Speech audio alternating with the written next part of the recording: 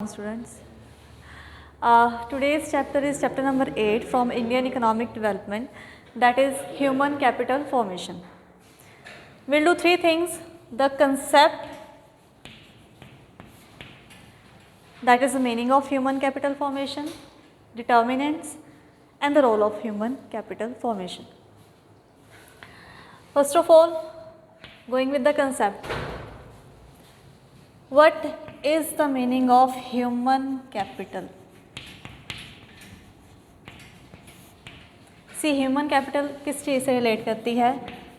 The skills and expertise of a nation. ये क्या process है? First of all, human capital किसको बोलते हैं? जो भी किसी नेशन के स्किल्स एंड एक्सपर्टीज़ है, ठीक है, उसको कलेक्टिवली हम ह्यूमन कैपिटल बोलते हैं. एंड ह्यूमन कैपिटल फॉर्मेशन क्या है? एक प्रोसेस है जिसमें ये स्किल्स एंड एक्सपर्टीज़ को इंक्रीज़ किया जाता है या जनरेट किया जाता है. So that is human capital formation.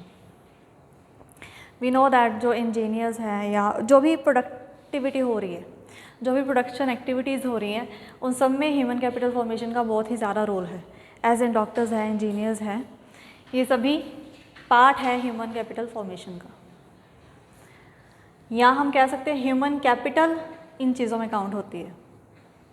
When we talk about teachers, when we talk about doctors, when we talk about engineers and so on.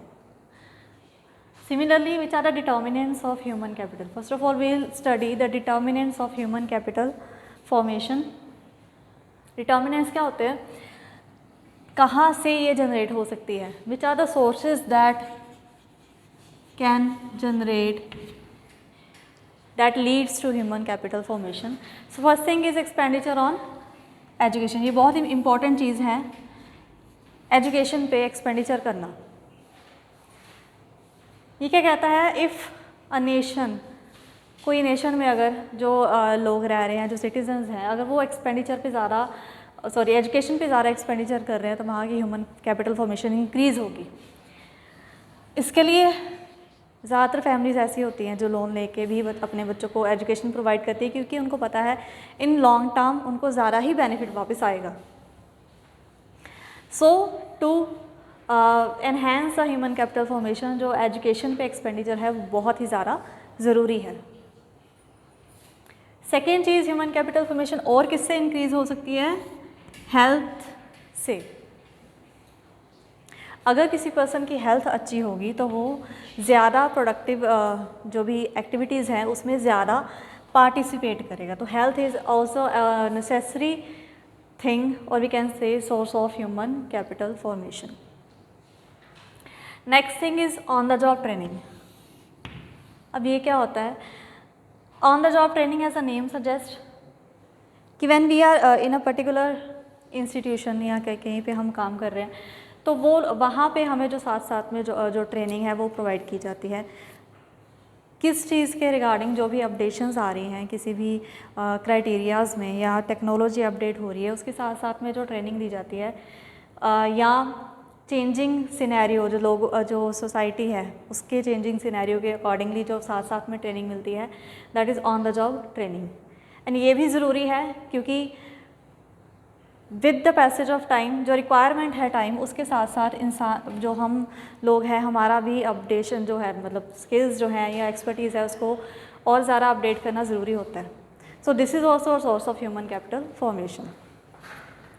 Next चीज़ है स्टडी प्रोग्राम्स फॉर एडल्ट. अब इसमें क्या है कि ऑल्दो हमें यूनिवर्सिटीज़ या colleges से जो प्रोग्राम्स हैं वो चलाए जाते हैं, सिमिलरली गवर्नमेंट भी एंड NGOs भी इन चीज़ों में पार्टिसिपेट करती है कि टाइम टू टाइम कुछ ना कुछ ऐसे प्रोग्राम्स प्रोवाइड की जाएँ जिससे एडल्ट जो है उनको नए जो फील्ड मिले, स्टडी के जो नए कोर्सेज जो हैं वो मिले. नेक्स्ट है migration. Migration is also an important source of human capital formation. अब माइग्रेशन कैसे है? माइग्रेशन एक ऐसी मतलब अगर कहीं पे फॉर एग्जांपल जैसे बच्चे अगर यूनिवर्सिटीज़ में जाते हैं पढ़ने के लिए तो माइग्रेट होना पड़ता है. सिमिलरली अगर कहीं पे लेबर की अवेलेबिलिटी है, वर्क फोर्स है, लेकिन उनके पास वहाँ पे अपॉर्चुनिटी नहीं है जहाँ पे वो ऑलरेडी रह रहे हैं, तो वो माइग्रेट करते हैं किसी और सिटीज़ में, किसी और स्टेट में, सो दैट उनको उनकी जो स्किल्स हैं उसको यूटिलाइज़ किया जा सके. So migration is another source of human capital formation. And the last one is expenditure on information. Expenditure किस तरह से किया जाता है सो दैट लोगों को इन्फॉर्मेशन हो सके, जो अवेलेबल इंस्टीट्यूशंस हैं जहाँ पे आपको ट्रेनिंग्स वगैरह प्रोवाइड की जाती है उसके बारे में. सो इस तरह का एक्सपेंडिचर भी ह्यूमन कैपिटल फॉर्मेशन में बेनिफिशियल है. तो ये सारे सोर्सेज हैं जहाँ से ह्यूमन कैपिटल फॉर्मेशन जो है वो हो सकती है, जिनकी हेल्प से, एजुकेशन से, हेल्थ से, ऑन द जॉब ट्रेनिंग से, स्टडी प्रोग्राम्स से, माइग्रेशन से एंड इंफॉर्मेशन प्रोवाइड करने से. ये सारे डिटर्मिनेंट्स हैं ह्यूमन कैपिटल फॉर्मेशन के. Similarly if we speak about why human capital formation is required, क्या रोल है इसका हमारी इकॉनमी में, या कह सकते हो एक इंडिविजुअल की लाइफ में क्या रोल है. So first thing is change in emotional and material environment of growth. देखो ह्यूमन कैपिटल फॉर्मेशन क्या कहती है, अगर हम एक पर्सन एजुकेटेड है, ठीक है, एक पर्सन के पास स्किल्स हैं या उसके पास वो कोई चीज़ जो प्रोडक्टिविटी है वो ज़्यादा इंक्रीज़ कर सकता है, तो उससे क्या होता है उसका जो थिंकिंग जो एरिया होता है वो बहुत ज़्यादा इंक्रीज़ वाइड होता है, मतलब उसकी थिंकिंग जो है वो बहुत ज़्यादा एक्सटेंड तक इंक्रीज़ होती है. ठीक है. एंड सिमिलरली मटेरियल एनवायरनमेंट, जिसमें हमें पता है कि हम अपनी कंट्री में जो कितना कंट्रीब्यूशन करना है with the production of goods and services. So ये एक चीज़ है due to human capital formation, ये चीज़ होती है. सेकेंड है higher productivity of physical capital.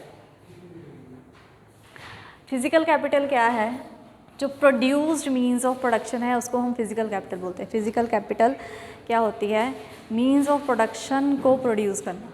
ठीक है. सो हायर प्रोडक्टिविटी के अगर तो ह्यूमन कैपिटल फॉर्मेशन होगी, तो ये जो फिज़िकल कैपिटल है इससे हम और ज़्यादा से ज़्यादा जो बेनिफिट है वो ले सकते हैं. ठीक है. If you know how to generate a proper machinery, how to get more from a proper thing, कोई भी मशीनरी है तो उससे क्या है ज़्यादा प्रोडक्टिविटी इंक्रीज़ हो सकती है. देन है इनोवेटिव स्किल्स. अब due to human capital formation जो लोगों के इनोवेटिव स्किल्स हैं, हर एक चीज़ में जो हम डे टू डे लाइफ में देख रहे हैं, एक बहुत ही ज़्यादा फास्ट रनिंग इकॉनमी है या कह सकते हो एनवायरनमेंट है, तो उसमें इनोवेटिव स्किल्स जो है वो इंक्रीज़ करने में भी ह्यूमन कैपिटल फॉर्मेशन जो है वो अपना रोल प्ले करती है. And higher rate of participation, इससे एक और चीज़ आती है कि पार्टिसिपेशन ज़्यादा से ज़्यादा लोगों की होती है and that leads to equality. Equality लाने में ये बहुत ज़्यादा बेनिफिशियल है. एज एन जैसे हम कहते हैं कि सेक्शंस में डिवाइड होती है इकोनॉमी, रिचर सेक्शन में, पुअर सेक्शन में, और अगर किसी के पर्सन के पास स्किल्स हैं, एक्सपर्टीज़ है, वो कुछ कर सकता है, तो ये जो इनइक्वालिटी का जो इशू है वो रिड्यूस किया जा सकता है अगर पार्टिसिपेशन ज़्यादा हो ग्रोथ प्रोसेस में. So this is about the role of human capital formation. Thank you.